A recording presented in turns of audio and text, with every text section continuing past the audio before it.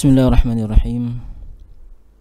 Innal hamdalillah nahmaduhu wa nasta'inuhu wa nastaghfiruh wa na'udzu billahi min shururi anfusina wa min sayyiati a'malina. Man yahdihillahu fala mudilla lahu wa man yudlil fala hadiyalah. Asyhadu an la ilaha illallah wahdahu la syarika lah wa asyhadu anna Muhammadan abduhu wa rasuluhu la nabiyya ba'dah. Allahumma salli wa sallim wa barik ala nabiyyina Muhammadin wa ala alihi wa sahbihi ajma'in. Yaqul Rabbuna azza wa jalla fil Qur'anil Karim, ya ayyuhalladzina amanu ittaqullaha haqqa tuqatih wa la tamutunna illa wa antum muslimun. وقال يا أيها الناس اتقوا ربكم الذي خلقكم من نفس واحدة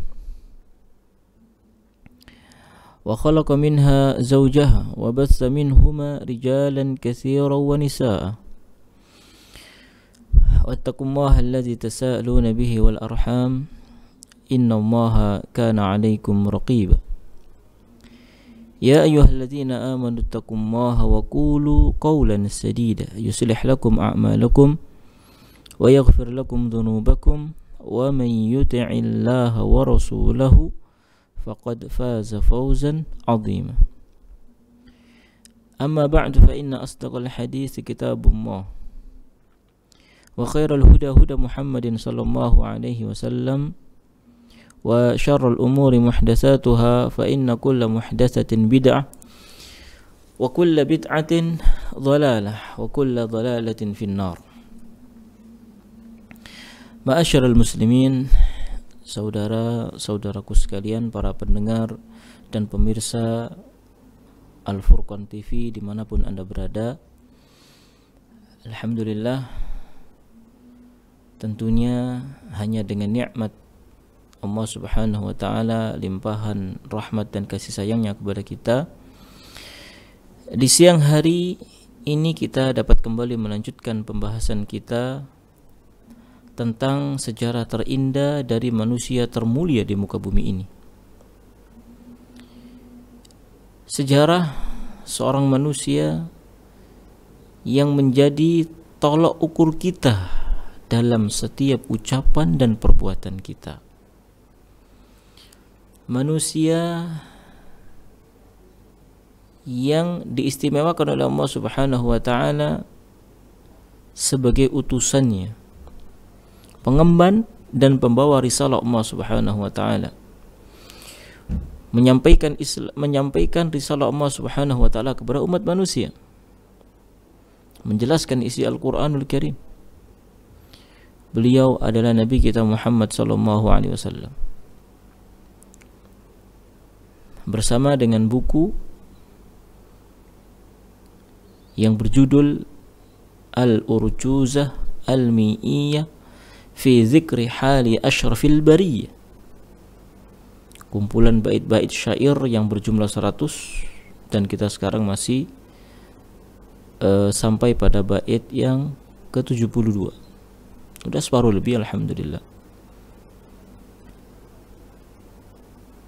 Jadi kumpulan bait-bait syair yang di dalamnya menyebutkan tentang keadaan manusia termulia, yaitu Nabi kita yang mulia sallallahu alaihi wasallam. Bait-bait syair ini disusun oleh Imam Ibn Abil Is Al-Hanafi rahimahullah ta'ala, dan disyarah diantaranya oleh Syekh Abdul Razzaq bin Abdul Muhsin Al-Abbad Al-Badr hafizahullah ta'ala. Ma'asyiral muslimin rahimani wa rahimakumullah, pembahasan kita seputar peristiwa-peristiwa yang terjadi pada tahun ke-6 Hijriah telah usai dalam 2 sesi atau dalam 2 pertemuan. Kemudian pada kesempatan kita kali ini, kita akan sedikit mengupas secara sekilas, secara ringkas, kejadian-kejadian yang terjadi pada tahun ke-7 Hijriah sebagaimana yang disebutkan oleh Imam Ibn Abil Is Al-Hanafi dalam buku beliau Al-Urjuzah ini. sebagaimana biasanya tidak setiap yang ditetapkan oleh beliau atau yang disebutkan oleh beliau bahwasanya kejadian ini dan itu terjadi pada tahun ke-7 Hijriah misalnya, ya, itu pasti terjadi di tahun itu. Terkadang ada perselisihan di kalangan para ulama ahli sejarah tentang tahunnya, dan ini tidak mengapa, tidak ada masalah, wajar. Di sini beliau mengatakan pada bait ke-73, wa furidul hajj bi khulfin fasma'ah wa kana fathu Khaybarin fis sabi'ah. Dan diwajibkan ibadah haji pada tahun ke-6 Hijriah ini bi khulfin, namun dalam masalah ini terdapat khilaf di kalangan para ulama. Fasma'hu, maka dengarkanlah ini dengan baik. Jadi ini terakhir yang kita bahas kemarin, tapi potongan dari bait ke-73 ini separuhnya belum kita bahas. Yang pada intinya bahwasannya diwajibkannya ibadah haji itu pada tahun ke-6 Hijriyah menurut Al-Imam Ibn Abi Is Al-Hanafi. Namun bila mengisyaratkan bi khulfin ay fi dzalika khilaf, maksudnya dalam masalah ini terdapat perbedaan pendapat di kalangan para ulama ahli sejarah. Al-Imam Ibnu Katsir rahimahullah taala di dalam buku beliau Al-Fusul fi Siratir Rasul, beliau menyebutkan bahwasannya haji itu diwajibkan satu, ada yang mengatakan pada tahun ke-6 Hijriah. Dua, ada yang mengatakan pada tahun ke-9 Hijriah. Bahkan ada yang mengatakan haji itu diwajibkan oleh Allah, syariat ibadah haji ini, pada tahun ke-10 Hijriah. Dan ini adalah pendapat yang gharib. Pendapat yang gharib. Terlalu jauh. Kemungkinannya kalau tidak 9, 6 Hijriah. Ada yang lebih mengherankan lagi, lebih aneh lagi, lebih gharib lagi adalah pendapatnya Al-Imam Al-Haramain fi Nihayah, ya, wajhan dibadil ashab, ya, menyebutkan tahun yang lain bahwasannya haji itu diwajibkan malah qablal hijrah, sebelum hijrahnya Nabi ke kota Madinah. Itu sudah diwajibkan, ya, qablal hijrah. Sedangkan kalender Hijriyah itu patokannya dimulai dari hijrahnya Nabi yang mulia SAW. Jadi tahun ke-1 Hijriyah adalah di saat Nabi hijrah ke kota Madinah. Ini ijtihadnya sahabat. Ya, seingat ana ijtihadnya sahabat Umar bin Khattab radhiyallahu taala an dalam menentukan kalender Hijri. Maka beliau berijtihad bahwasanya ditetapkan kalender Hijriah itu didasarkan pada hijrahnya Nabi ke kota Madinah. Kapan beliau hijrah, maka dari situlah dihitung tahun 1 Hijriah. Sehingga ada pendapat yang menyatakan, ya, sebelum Nabi hijrah ke Mekah, berarti sebelum tahun 1 Hijriah, beliau sallallahu alaihi wasallam mendapat syariat wajib haji dari Allah Subhanahu wa taala. Tapi ini pendapat yang sangat gharib, sangat aneh. Pendapat yang lebih dekat adalah pada tahun ke-6 atau tahun ke-9 Hijriyah. Kemudian berikutnya, wa kana fathu Khaybarin fis sabi'ah. Jadi itu terakhir pembahasan kita dari rangkaian peristiwa yang terjadi pada tahun ke-6 Hijriyah. Selanjutnya, dan pada tahun ke-7 Hijriyah, ay fis sanatis sabi'ati min hijratin nabi, yaitu maksud sabi'ah di sini adalah tahun ke-7 Hijriyah adalah fathu Khaybarin. Terjadilah peristiwa penaklukan Khaybar. Ya, terjadilah peristiwa penaklukan Khaybar yang dilakukan oleh Nabi yang mulia sallallahu alaihi wasallam bersama para sahabatnya radhiyallahu taala anhum ajma'in. Ma'asyiral muslimin rahimani wa rahimakumullah. Kata Syekh Abdul Razak, wa hadza qaulu jumhuri ahlil ilmi, dan ini merupakan pendapat kebanyakan ahlul ilmi. Maksudnya kebanyakan ahlul ilmi, jumhur al ulama, mereka mengatakan bahwasanya penaklukan Khaybar itu terjadi pada tahun ke-7 Hijriyah. Ya, terjadi pada tahun ke-7 Hijriyah. Qala Ibnul Qayyim fi kitab rahimahullah fi kitabihi Az-Zad. Al-Imam Ibnul Qayyim rahimahullah taala dalam buku beliau Az-Zad, maksudnya adalah Zadul Ma'ad, wa hadza kitabun ma'ruf. Ini adalah sebuah kitab yang cukup dikenal oleh banyak kalangan. Qala Musa ibn Uqbah, Musa ibn Uqbah mengatakan, walamma qadima Rasulullah sallallahu alaihi wasallam al-Madinah minal Hudaybiyah makatha biha 20 lailatan aw qariban minha.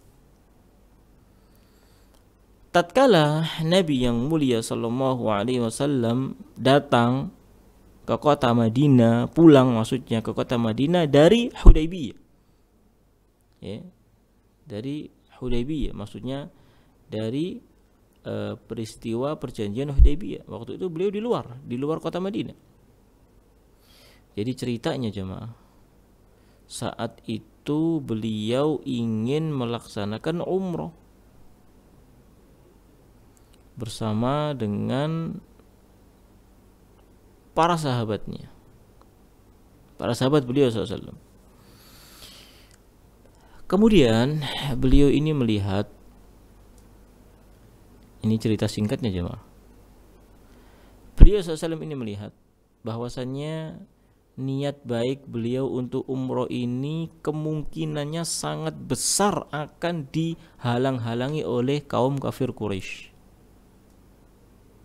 Karena mereka, kaum kafir Quraisy itu musuh besarnya kaum muslimin.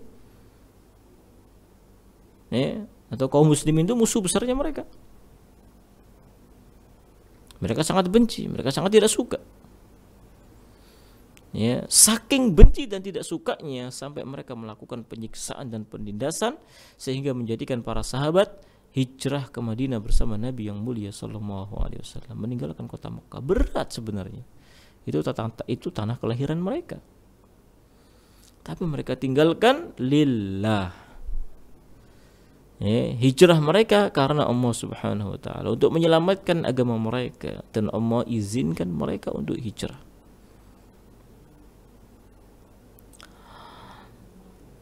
Jadi Rasul sallallahu alaihi wasallam pergi, beliau sallallahu alaihi wasallam dengan membawa 70 ekor onta untuk umrah. Dan ini terjadi pada tahun ke-6 Hijriyah, bulan Dzulqa'dah. Bulan Dzulqa'dah. Pada tahun ke-6 Hijriyah. Kemudian ma'asyiral muslimin rahimani wa rahimakumullah, singkat cerita, beliau sallallahu alaihi wasallam dihalang-halangi oleh kafir Quraisy betulan, sebagaimana yang telah beliau sangka. Ghalabatul dzan, kemungkinannya sangat kuat, sangkaan beliau sangat kuat akan dihalang-halangi. Makanya sebelum berangkat menuju ke kota Mekah, beliau sallallahu alaihi wasallam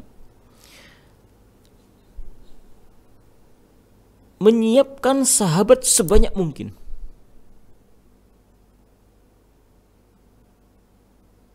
Plus dengan membawa persenjataan yang lengkap. Ya, atau membawa senjata.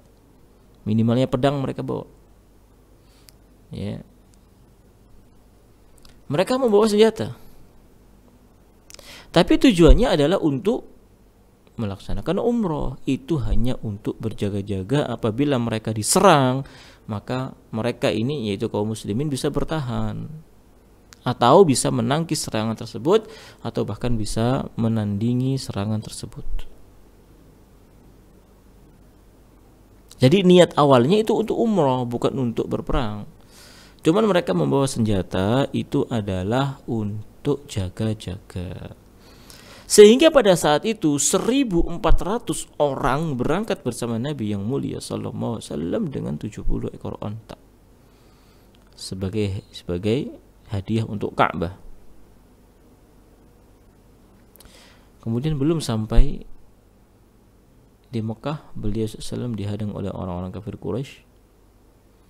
Ya, terjadilah apa yang terjadi. Kemudian Nabi yang mulia sallallahu alaihi wasallam mengutus Utsman ibn Affan radhiyallahu taala an untuk ke Mekah. Awalnya yang diutus bukan sahabat Utsman tapi yang lain. Kemudian sahabat yang lain tersebut berudzur kepada Nabi, ya Nabi Allah, wahai Rasulullah, sesungguhnya ada orang yang lebih layak daripada aku dan dia lebih dikenal serta lebih disegani oleh orang-orang kafir Quraisy. Siapa? Utsman ibn Affan radhiyallahu taala an. Akhirnya Nabi yang mulia SAW menunjuk Utsman untuk pergi ke kota Mekah dalam rangka melobi orang-orang kafir Quraisy agar diizinkan ke umat kaum muslimin, umat Islam, ya, bisa masuk ke kota Mekah dan melakukan tawaf di Ka'bah.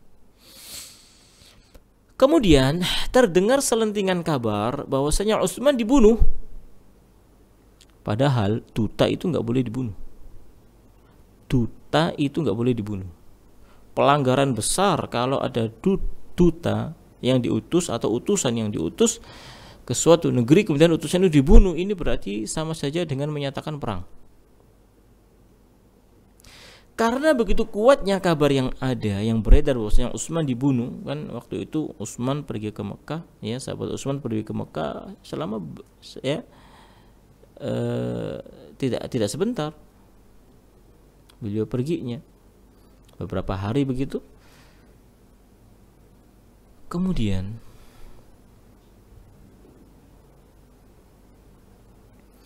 Nabi yang mulia sallallahu alaihi wasallam berusaha untuk membalasnya, ya, membalasnya atau ingin menuntut balas atas darahnya Utsman, karena dikabarkan sahabat Utsman dibunuh oleh kafir Quraisy, padahal tidak dibunuh oleh orang-orang kafir Quraisy, tetap dalam keadaan aman. Kemudian setelah itu, karena sahabat Utsman ini dalam keadaan aman, ya, dan terbukti dalam keadaan aman, maka tidaklah jadi diperangi. Namun orang-orang kafir Quraisy tetap tidak mengizinkan untuk umroh di tahun ini. Tapi kapan? Tahun depan. Sekarang tidak. Ya, maka para sahabat tentunya sangat kecewa dengan, ya, putusan orang-orang kafir Quraisy ini, bukan dengan Nabi, bukan dengan orang kafir Quraisy. Marah.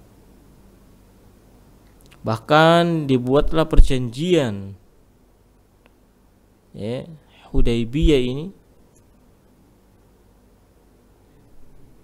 yang sebenarnya kalau dipikir dengan akal itu merugikan kaum muslimin. Namun sejatinya itu menguntungkan. Oleh karena itu diterima oleh Nabi yang mulia SAW perjanjian itu, meskipun terkesan merugikan kaum muslimin, tapi ada maslahat besar. Dan Allah Subhanahu wa taala yang memberitahu Nabi yang mulia sallallahu alaihi wasallam. Ya.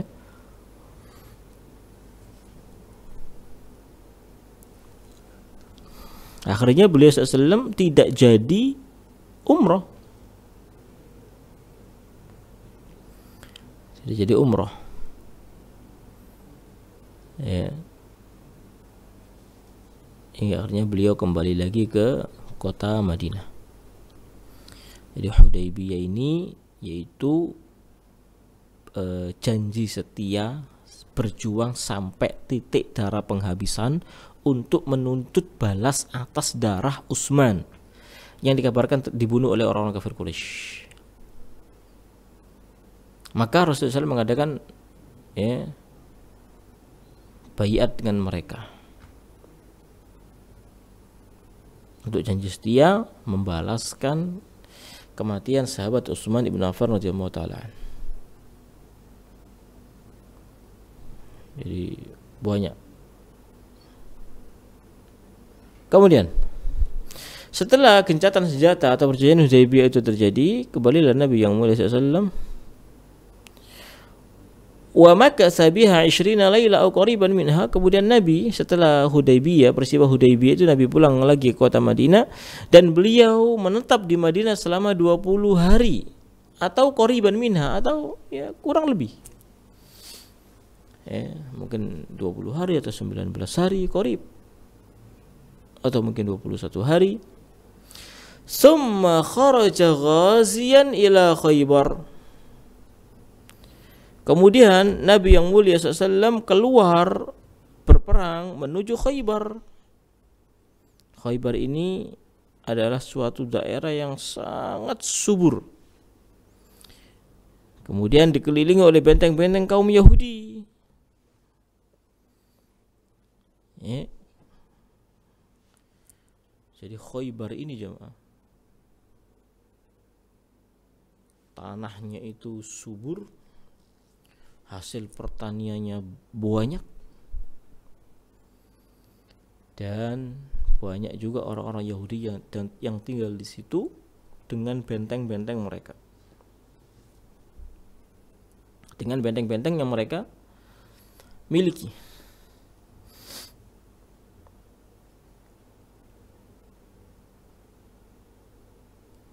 Ya.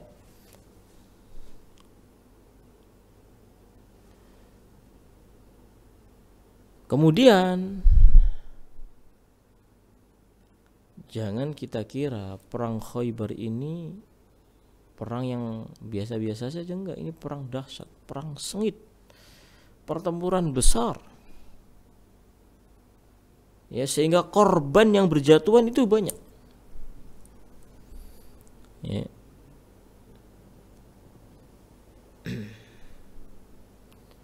Ada yang mengatakan dari pihak kaum muslimin itu 15, ada yang mengatakan 20. Itu pendapatnya Al-Imam Al-Waqidi dan yang lainnya.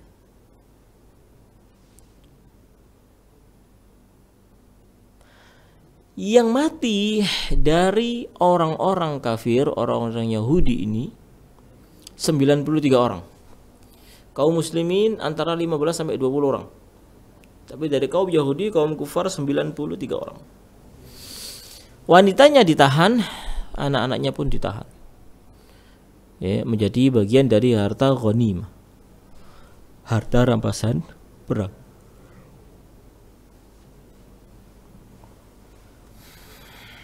Dan pada perang Khaybar inilah kita mungkin pernah mendengar nama seorang wanita, ya, yang dipersunting menjadi istri Nabi yang mulia sallallahu alaihi wasallam. Siapa dia? Sofiyah bintu Huyai bin Akhtab. Sofiyah namanya.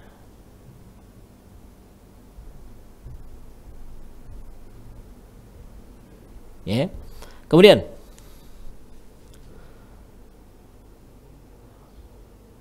ketika menyerang Khaybar ini, subhanallah. Jadi tadi saya katakan Khaybar ini tanah yang sangat subur, pertanian di sana luar biasa hasilnya.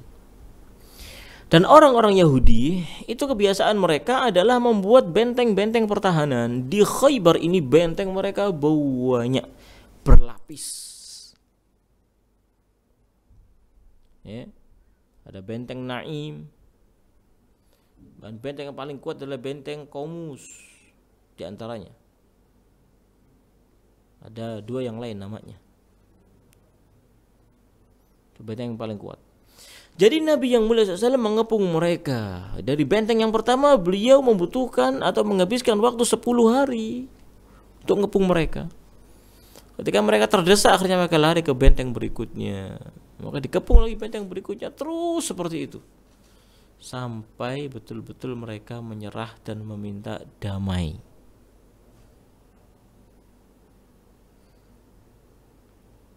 Ya. Minta damai mereka. Wa kana Allah azza wa jalla wa'adahu iyyaha wa huwa bil Hudaybiyah, dan adalah Allah Subhanahu wa taala menjanjikan Khaybar itu, maksudnya tanah Khaybar akan menjadi milik Nabi dan para sahabatnya, akan dikuasai. Wahyu dari Allah Subhanahu wa taala. Wa huwa bil Hudaybiyah, saat itu Nabi yang mulia sallallahu masih berada di Hudaybiyah. Wa qala Malikun kana fathu Khaybar fi sanati sadisa wal jumhur ala annahu fi sabi'ah. Perang Khaybar ini atau penaklukan Khaybar ini terjadi pada tahun ke-6. Namun jumhur mengatakan bahwasanya perang Khaybar ini terjadi pada tahun ke-7 Hijriah, bukan ke-6 Hijriah.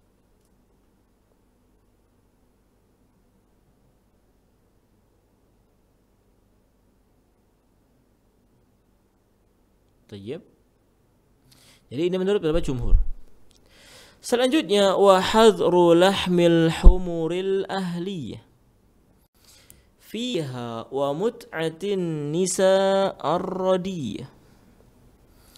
Kemudian kata Imam Ibn Abil Is Al-Hanafi rahimahullahu ta'ala, wa hadru, dan haram, dilarang,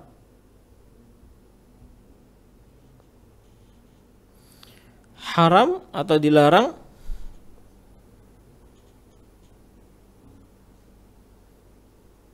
lahmi al-humuril ahliyah, memakan daging keledai yang dipelihara, keledai jinak, bukan keledai liar.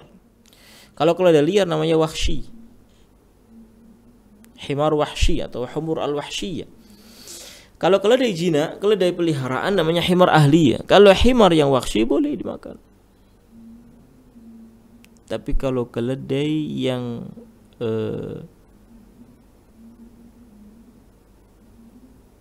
dipelihara tidak boleh. Jadi pengharaman daging keledai untuk dimakan pada tahun ke-6 pada tahun ke-6 Hijriah tadi, ke-7 afwan, pada tahun ke-7 Hijriah,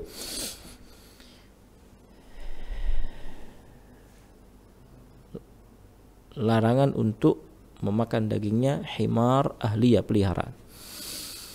Fiha wa mut'atin nisar radiyah. Kemudian di tahun ini pula dilaranglah oleh Nabi yang mulia sallallahu alaihi wasallam, dilarang oleh Nabi yang mulia sallallahu alaihi wasallam nikah mut'ah. Dilarang oleh Nabi yang mulia sallallahu alaihi wasallam nikah mut'ah yauma Khaybar, pada hari Khaybar. Ar-radiyah, yang buruk, yang jelek. Kemudian di syarahnya di sini dikatakan wa hadru ay aklu lahmil humuril ahliyah, dan haram maksudnya apa ini? Haram memakan daging himar yang dipelihara. Kana fiha, dan itu terjadi ay fi sanati sabi'ah minal hijrah, terjadi pada tahun ke-7 Hijri. Wa mut'atin nisa, demikian pula Rasulullah SAW mengharamkan atau melarang nikah mut'ah. Wa hadru mut'atin nisa'i fiha aidan, pengharaman nikah mut'ah juga terjadi pada tahun tersebut. Ar-radiyah yakni al-fasida min radu'a rada'atan fasada fa huwa radi.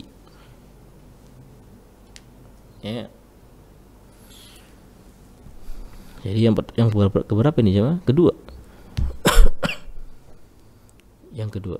Yang pertama dari perang Khaybar, yang kedua haramnya memakan daging unta peliharaan. Demikian pula haramnya melakukan mut'ah. Berikutnya, wa kana dzalika yauma Khaybar, itu semuanya terjadi pada waktu terjadinya perang Khaybar. Faqad warada fi dzalika ahadits minha ma fi sahihaini, sungguh telah datang hadis-hadis, di antaranya adalah hadis yang ada dalam Sahihain an Ali bin Abi Thalib radhiyallahu an, dari Ali bin Abi Thalib radhiyallahu taala anhu qala anna Nabiy sallallahu alaihi wasallam naha bahwasanya Nabi yang mulia SAW itu melarang dari nikahil mut'ah yauma Khaybar. Nabi melarang nikah mut'ah pada hari Khaybar.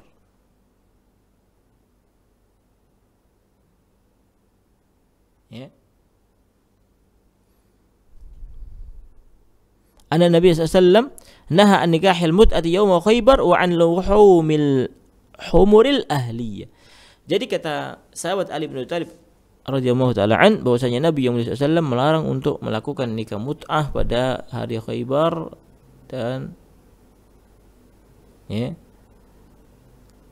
Nabi melarang nikah mut'ah pada hari Khaybar pada saat peristiwa terjadinya perang Khaybar, wa an luhum al-humuril ahliyah. Demikian pula Nabi melarang untuk memakan daging keledai yang jinak atau yang dipelihara.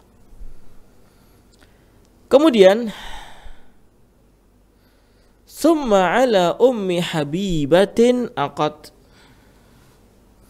Kemudian Nabi yang mulia sallallahu alaihi wasallam melakukan akad atau menikah dengan Ummu Habibah.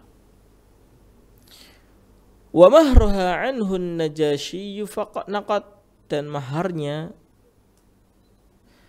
adalah diberikan oleh Najasyi sebagai hadiah kepada Nabi, kemudian diberikan kepada calon istri Nabi tersebut, yaitu Ummu Habibah. Siapakah Ummu Habibah ini? Nama aslinya Ramlah bintu Abi Sufyan.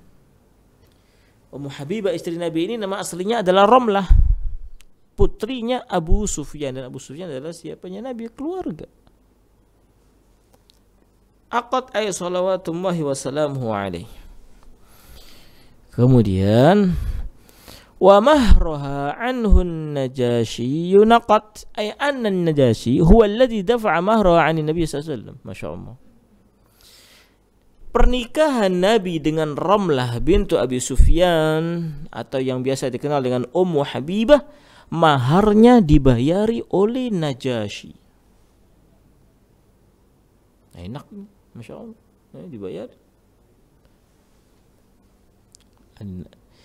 Dafa'a mahraha 'anil Nabi, beliau menyerahkan mahar ini ya atas nama Nabi yang mulia sallallahu alaihi wasallam. Qala Ibnul Qayyim rahimahullahu ta'ala fi Zadul Ma'ad. Al-Imam Ibnul Qayyim dalam buku beliau Zadul Ma'ad, beliau mengatakan summa tazawwaja Habibata wasmuha Ramlah bintu Abi Sufyan Sakhr ibn Harb al-Qurasyiyah al-Umayyah. Masya Allah.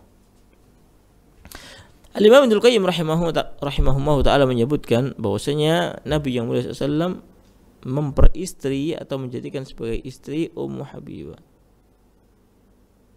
Ya, beliau SAW menjadikan Ummu Habibah sebagai istri beliau SAW.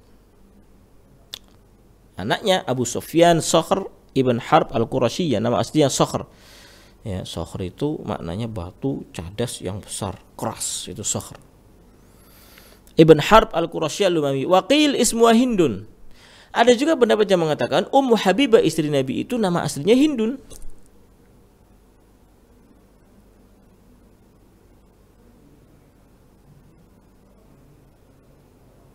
Ya. Kemudian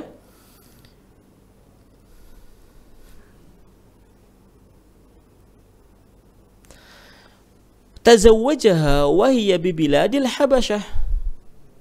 Nabi yang mulia sallallahu menikahi Ummu Habibah ini pada saat itu dia berada di Habasyah. Ya, ada di Habasyah.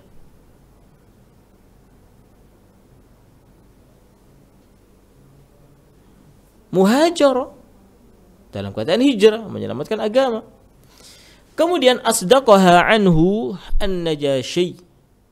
Maka Raja Najasyi ini memberikan sodak, maksudnya mahar kepada Ummu Habibah atas nama Nabi. Jadi maksudnya ini maharnya Nabi, meskipun ini punyaku tapi ini mahar untuk ya mahar dari Nabi. Berapa mahar yang diberikan kepada Ummu Habibah?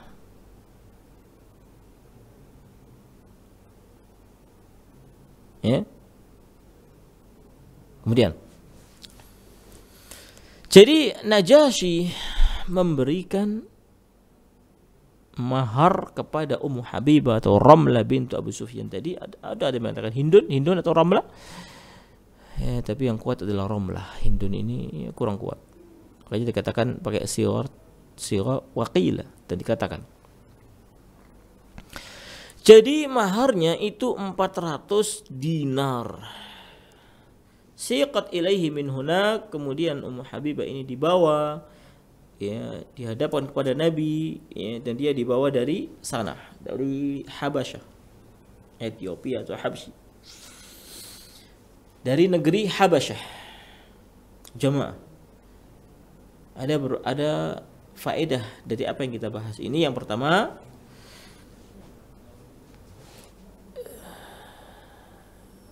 boleh nikah itu diwakilkan, menikahkan diwakilkan, calon pengantin prianya diwakilkan, mungkin gak bisa datang tapi diwakilkan sama orang boleh, sebagaimana kisah ini tadi. 400 dinar, 400 dinar. Ini bukan kecil, besar. 1 dinar, 1 keping satu keping uang emas itu beratnya 4,25 gram emas. Ya, itu kalau dikeruskan dengan harga emas yang sekarang mungkin 1 juta, berarti 4.250.000.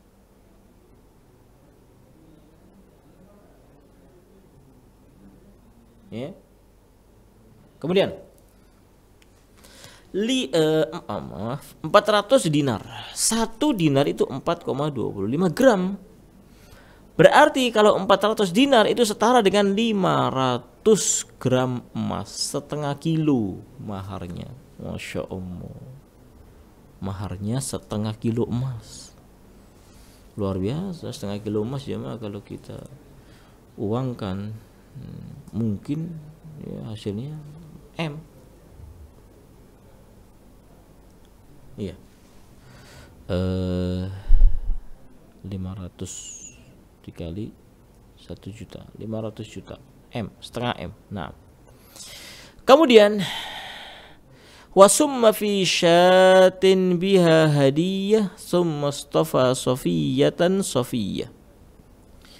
Kemudian diracunilah Nabi yang mulia sallallahu alaihi wasallam dengan cara beliau diberi kambing, dan kambing itu dibubui racun, terutama bagian-bagian yang disunangi oleh Nabi. Nabi itu jemaah senang bagian depan, kaki bagian depan. Kan kakinya 4 hewan itu, kambing, sapi, ya. Fi syatin ay wudi as-summu fih, terutama dikatakanlah apa, kaki depan atau lengannya kambing, ya. Atau kaki bagian depan itu yang Rasul suka, itu dikasih racun.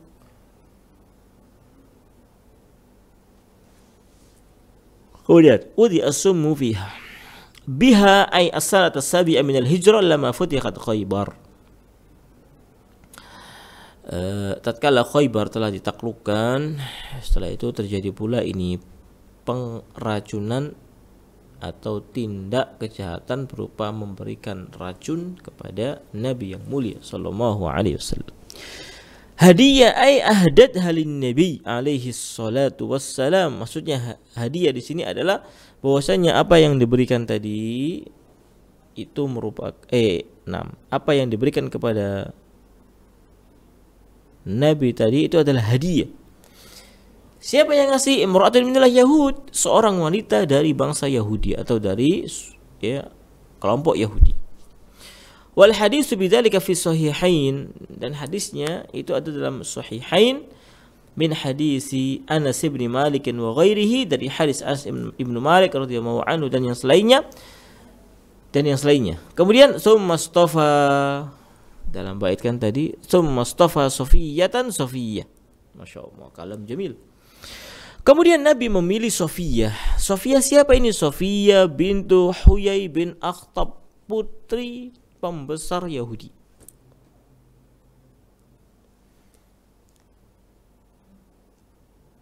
Maka beliau memilih Sofiyah bintu Huyai bin Akhtab untuk diri beliau SAW min sabaya Khaybar.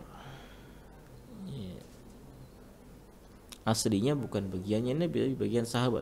Ya, ada seorang sahabat mendapat bagian ini. Ya. Tayyib. Fa aslamat,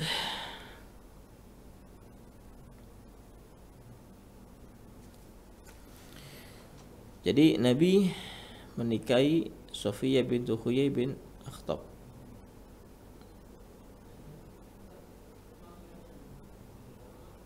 Kemudian, jadi Sofiyah ini termasuk salah satu dari harta rampasan perang, ditawan kan. Dan ketika Hunayf dibagi, saya ingat ana jatuh kepada Dihyah. Sofiyah ini dan oleh Nabi dibelilah Dihyah. Ya, apa namanya? Oleh Nabi dibeli. Kan statusnya budak. Ya. Kemudian dibeli lalu dimerdekakan. Makanya sini dikatakan Mustafa Nabi SAW Safiyah bintu Huyai radhiyallahu anhuma Safiyah li nafsihi min sabaya Khaybar fa aslamat, lalu dia masuk Islam. Fa a'taqaha Nabi, akhirnya Nabi pun membebaskan dia alaihi salatu wassalam, wa tazawwajaha, kemudian menikahinya. Wal haditsu bidzalika mukharrajun fi sahihain min hadis Anas bin Malik, dan hadisnya itu dikeluarkan dalam atau disebutkan dalam Sahih Bukhari dan Muslim dari hadis Anas bin Malik radhiyallahu taala anhu. Ya.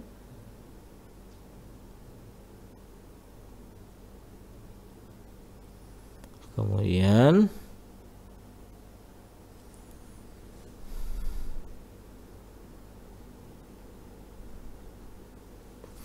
summa atat wa man baqiya muhajira wa aqdu Maimunah kanal akhirah. Kemudian datanglah Ummu Habibah bersama orang-orang yang tersisa dari orang-orang yang melakukan hijrah. Wa aqdu Maimunah kanal akhirah. Kemudian setelah itu Nabi yang mulia SAW melakukan akad dengan Maimunah. Di sini saya mengatakan wa ata man baqiya muhajira fil Habasyah, dan datanglah bersama Ummu Habibah ini orang-orang yang dulunya hijrah ke Habasyah. Di antara orang yang hijrah ke Habasyah tersebut adalah Ja'far ibn Abi Thalib. Rasul itu atau Ja'far itu wajahnya sangat mirip dengan Nabi. Makanya dengan Nabi Muhammad maksudnya. Makanya Nabi sangat senang dengan Ja'far ini. Wa ashabihi. Wa qad qala sallallahu alaihi Ja'far ma adri ana bi qudumi Ja'far asar am bi fathi Khaybar. Aku hari ini telah merasakan kebahagiaan yang luar biasa dan aku tidak tahu, kata Nabi.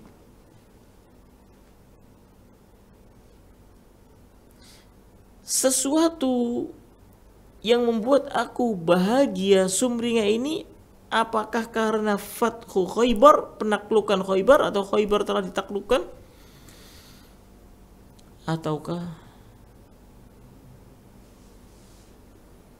kedatangan Ja'far yang membuat aku bahagia ini.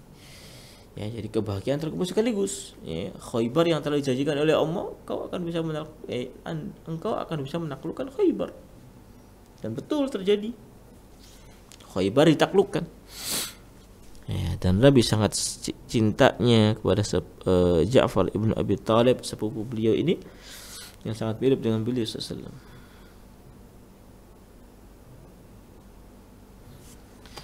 Kemudian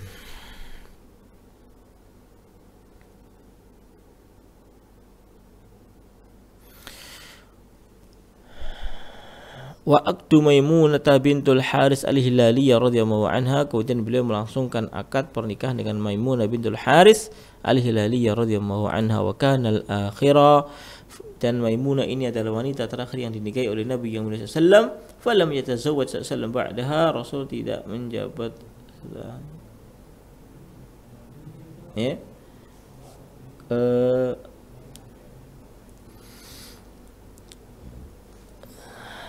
terakhir yang dinikahi Nabi adalah Maimunah bintul Haris al-Hilaliyah. Makanya dalam bait dikatakan kana al-akhirah, dan inilah yang terakhir, yakni falam yatazawwaj sallallahu ba'daha, Rasul tidak menikah lagi. Qala Ibnu Qayyim fi Zat, Imam Ibnu Qayyim rahimahullah taala dalam buku beliau Zadul Ma'ad, "Tsumma tazawwaja sallallahu Maimunah bintul Haris al-Hilaliyah." Kemudian Nabi yang mulia sallallahu menikahi menikahi Maimunah bintul Haris al-Hilaliyah, wa hiya akhiru man tazawwaja biha, dan dialah wanita yang terakhir yang dinikahi oleh Nabi yang mulia sallallahu tazawwajaha bi Makkah fi umratil qada ba'da an halla minha 'ala sahih. Kemudian dinikahilah oleh Nabi yang mulia sallallahu Maimunah ini, nikahnya di Makkah fi umratul qada, ketika saat terjadi umratul qada, karena kan kemarin dihalang-halangi untuk umrah ya, kemudian dibuatlah perjanjian bahwasanya tahun depan atau tahun berikutnya kamu boleh umrah, sekarang nggak boleh kalau tahun ini. Nah, sehingga tahun berikutnya terjadilah umratul qada ba'da an halla minha 'ala sahih, setelah menyelimuti mereka ya. Tayyib, hadza wallahu ta'ala a'lam bis-shawab.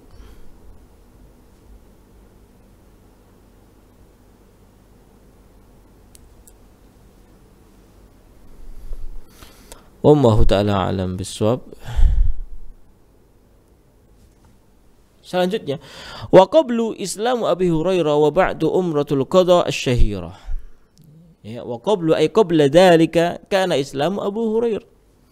Sebelum itu semua tadi ya, kan yang paling sebelum itu semua katanya kana Islam Abu Hurairah, maka Abu Hurairah masuk Islam. Li'anna Islam Abi Hurairah radhiyallahu anhu kana qabaila Khaybar, karena Abu Hurairah itu masuk Islam dekat-dekat Khaybar. Wa jaa ila Nabi alaihi salatu wasallam fi Khaybar wa lam yudrik al-ghazwa, dan dia datang kepada Nabi yang mulia sallallahu pada fi Khaybar, pada Khaybar, walam yudrik al-ghazwa, dan dia tidak mengetahui peperangan. Wa ba'du ay wa ba'da ghazwati Khaybar kana umratul qada asy-syahira, setelah terjadinya perang Khaybar maka terjadilah umratul qada, mengqada umrah asy-syahira yang masyhur, tidak asing lagi bagi kita. Falamma raja'a sallallahu ila al-Madinah min Khaybar aqama biha ila syahri Dzulqa'dah, maka tatkala Rasul kembali ke Madinah ya, sepulang beliau dari Khaybar, maka beliau tinggal ya, aqama biha ila syahri Dzulqa'dah, tinggal di sana sampai bulan Dzulqa'dah misalnya. Fa kharaja fihi mu'tamiran umratul qada allati qada Quraisyan 'alaiha, maka beliau melakukan umratul qada sebagai ganti dari yang kemarin, allati qada Quraisyan 'alaiha fasara hatta balagha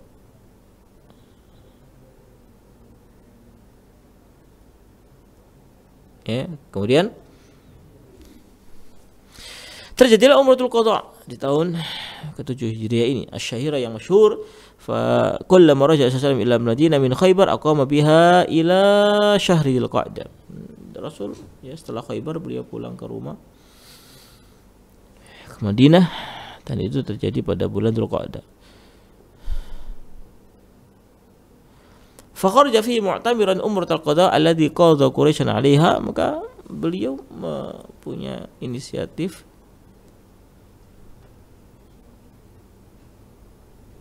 ya, allati qada Quraisyan 'alaiha, yang telah ditentukan oleh Quraisy, fasara hatta balagha Makkah fa'tamara wa tawafa bil bait tahallala min umratihi ya, sehingga berjalan sampai Ka'bah, atau i'tamar umrah dan tawaf di Ka'bah, tahallala min umratihi, dan melakukan tahallul dari umrahnya.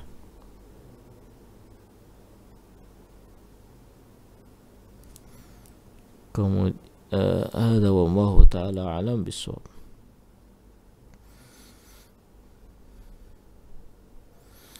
Jamaah sekalian dirahmati Allah Subhanahu wa taala. Barangkali ini yang bisa kita kaji pada kesempatan kita kali ini. Kurang lebihnya saya mohon maaf ya sebesar-besarnya. Kita sampai pada bait ke 78. Pada pertemuan berikutnya ya akan kita bahas bait yang ke 79. Hadza wallahu taala alam bissawab. Kita tutup dengan doa kafaratul majelis. Subhanaka Allahumma bihamdika asyhadu an la ilaha illa anta astaghfiruka wa atubu ilaik. Wassalamualaikum warahmatullahi wabarakatuh.